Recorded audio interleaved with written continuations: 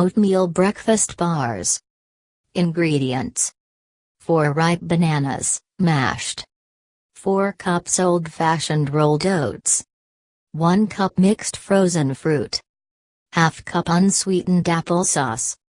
2 teaspoons vanilla extract. 1½ teaspoons ground cinnamon. 1/4 teaspoon ground nutmeg. 1/8 teaspoon salt.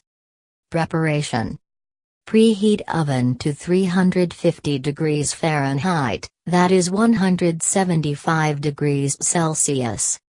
Mix mashed bananas, oats, frozen fruit, applesauce, vanilla extract, cinnamon, nutmeg, and salt together in a large bowl until well combined. Spread mixture evenly on a non-stick jelly roll pan or rimmed baking sheet.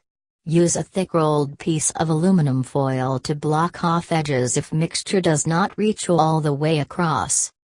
Bake in the preheated oven until golden brown, about 25 minutes. Let cool in the pan, about 15 minutes. Cut into bars.